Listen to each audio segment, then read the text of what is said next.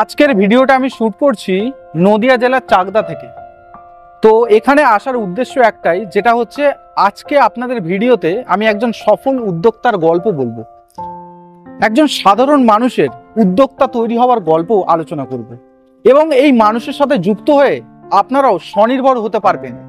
এনার কাছ থেকে আপনারা বিভিন্ন টাইপ অফ মেশিন কিনে নিজস্ব একটা স্বাধীন ব্যবসা গড়ে তুলতে পারবেন। তো দর্শক, আজকের ভিডিওটি অনেক ইন্টারেস্টিং হবে, আপনাদেরকে রিকোয়েস্ট করব শেষ অবধি ভিডিওটি দেখার চেষ্টা করবেন। আজকে যে মানুষের গল্প বলবো, সেই মানুষটা একসময় কারিগর ছিলেন, কিন্তু আস্তে আস্তে উনি ওনার ব্যবসাকে খুব ভালোভাবে গ্রো করেছেন এই ডিজিটাল মার্কেটিংয়ের মাধ্যমে।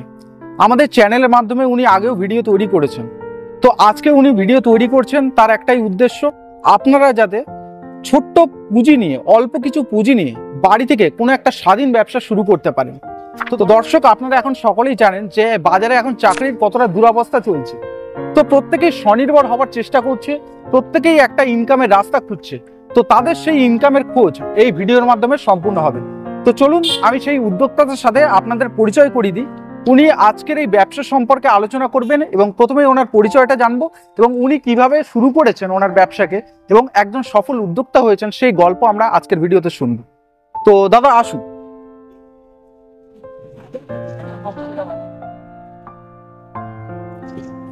এই যে সাদামাটা মানুষটাকে দেখতে পাচ্ছেন আপনারা ভিডিওতে, এনার কিন্তু অনেক গল্প রয়েছে, সেই গল্পগুলোও কিন্তু আজকের ভিডিওতে করব।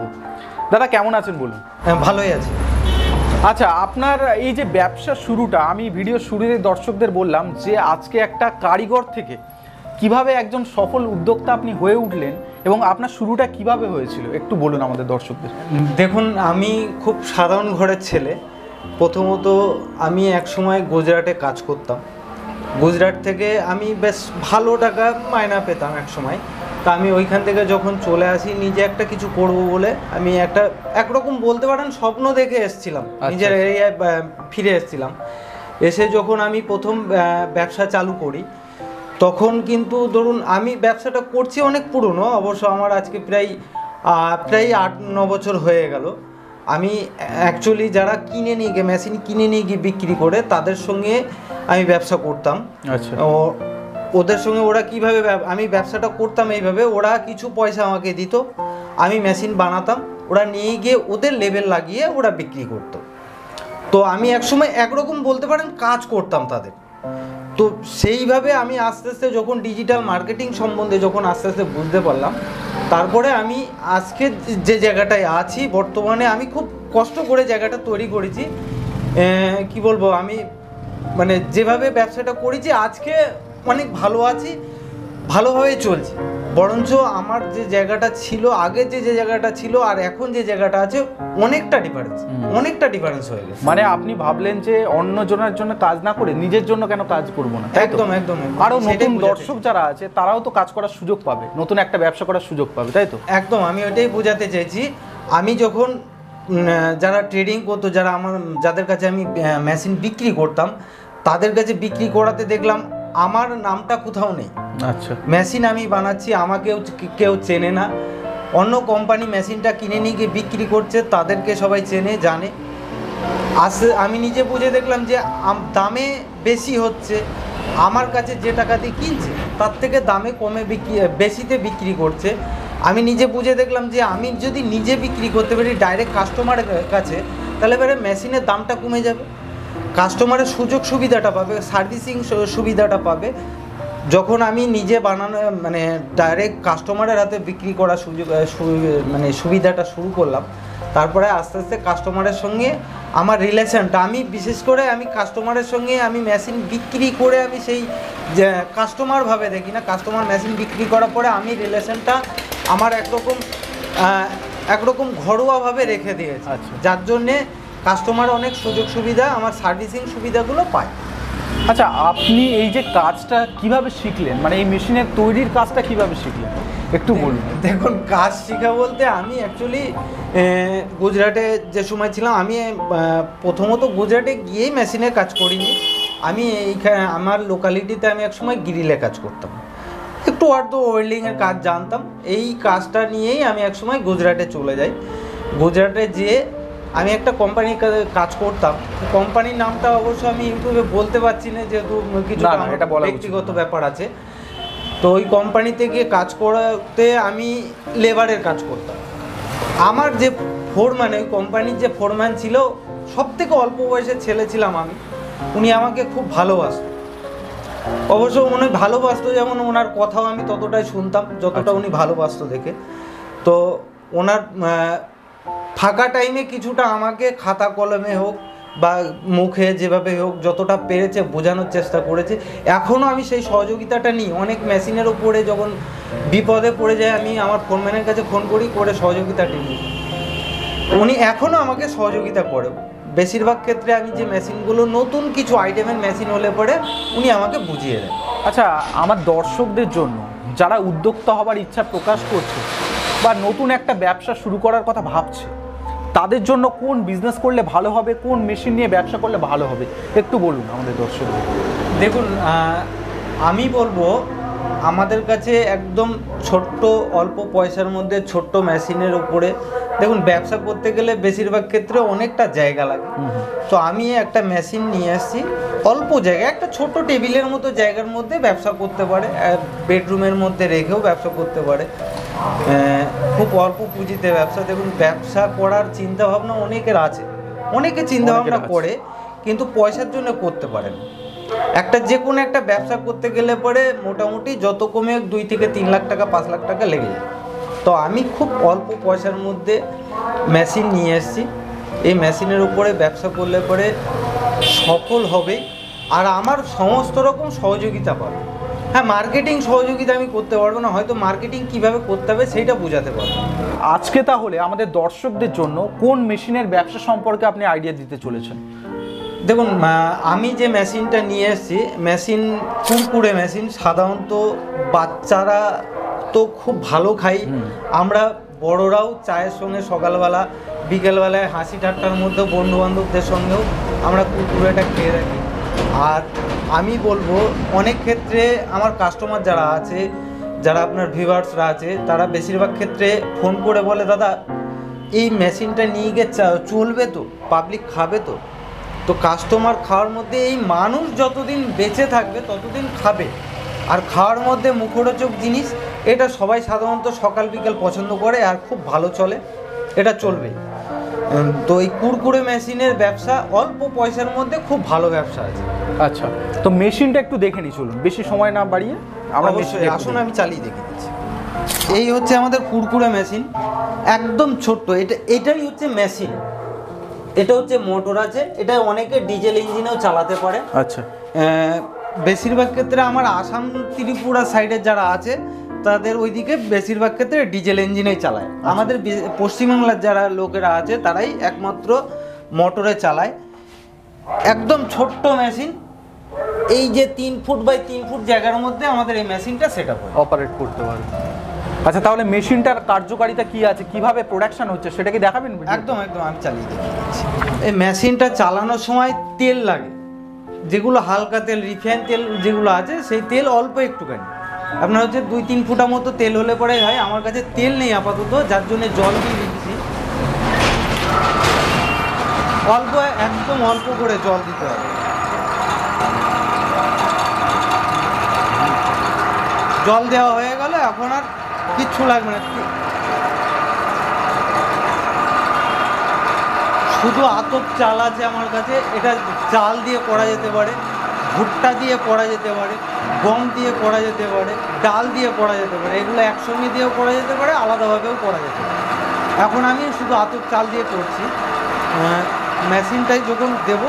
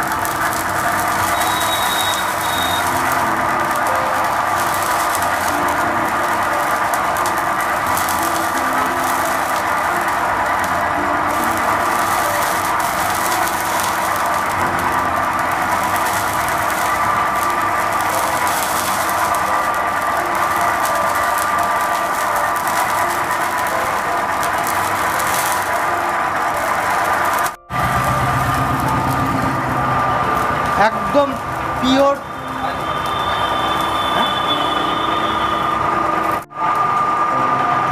তেল জল কিছু লাগে না, পুরোপুরি মেশিনে ভেজে রেডি হয়ে যাবে। একদম দেখুন মুচমুচে খাস্তা হয়ে গেছে পুরো, তেল জল কিচ্ছু লাগবে না, একদম ডাইরেক্ট। বাচ্চারা এগুলো একদম পিওর, কোনো ভেজাল নেই এর মধ্যে, ডাইরেক্ট। এখন এর মধ্যে মশলা লাগালে হয়, এমনিও খেতে পারে, যে কোনো একদম কোনো ভেজাল নেই এর মধ্যে। দেখুন পুরোপুরি মেশিনটা চালিয়েছি, কত সুন্দর প্রোডাকশান হলো। 1 সেকেন্ডের জন্য কোনো জায়গায় বাদিনি, পুরোপুরি হপারের উপরে। অনেকে আপনাদের ভিউয়ার্সরা বেশিরভাগ ক্ষেত্রে জিজ্ঞেস করে, দাদা হাতে দিচ্ছেন, হপারে চলে না? আপনার যে ভিডিওগুলো আমি করেছি এর আগেও, তাদের সব হাতে ছিল, হাতে করেছে, অনেকে এসে বলে। তো আমি হপারে আজকে যার জন্য হপারে চালিয়ে দেখালাম, একদম ডাইরেক্ট চালটা ঢেলে দিলাম, মাল ভেজে রেডি হয়ে যাচ্ছে। তো এই যে হপারের এর মধ্যে এখন শুধু কাজ হবে, মশলা মাখাতে হবে, প্যাকেট করলে পরে রেডি হয়ে যাবে।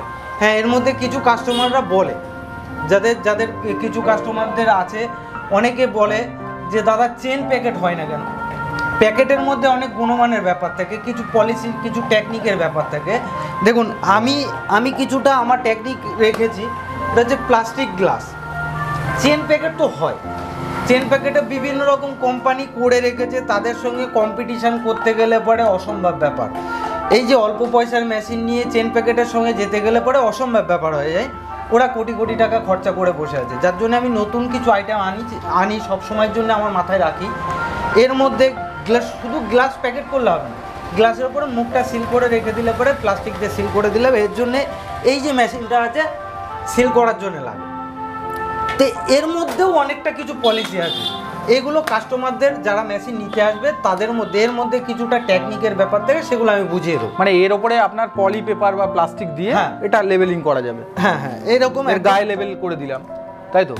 এই হচ্ছে প্লাস্টিক পেপার আছে, এর উপরে সিল করে দিলে পরে এটা হয়ে যায়। আচ্ছা, কিন্তু শুধু সিল করে না, কাস্টমারদের বাচ্চাদের আকর্ষণীয় কিছু রাখার জন্য শুধু কুরকুরে রাখলে হবে না, আকর্ষণীয় কিছু টেকনিক আছে, সেগুলো কাস্টমারদের আমি বুঝিয়ে দেবো কীভাবে করতে হয়, কী আকর্ষণীয় দিলে ভালো হবে, করলে ভালো হবে, সেগুলো বুঝিয়ে দেবো। আরও কিছু কাস্টমারদের সমস্যা হয়, বলে দাদা আমাদের এখানে চেন না হলে ওরা চলবে না, তাদের জন্যও আমি কিছুটা ব্যবস্থা করে রেখেছি। মানে চেন প্যাকেট রেডিমেড এরকম চেন পাওয়া যায়, একদম এরকম রেডিমেড চেন প্যাকেট পাওয়া যায়। এই চেনের মধ্যে এক সাইড কাটা থাকে, চেনের মধ্যে মাল ঢুকিয়ে দিয়ে সিল করে নিলে পরে আপনার চেন প্যাকেট রেডি।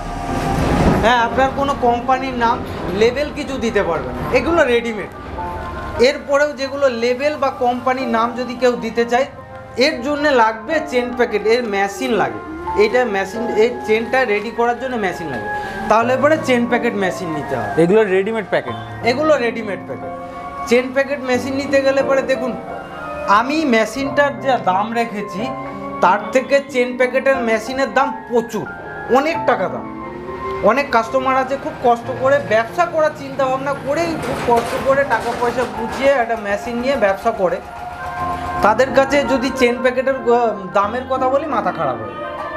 যার জন্য আমি বলবো এরকম চেন প্যাকেট নিয়ে কাজ করতে, বা এরকম পাউচ প্যাকেট নিয়ে কাজ করতে।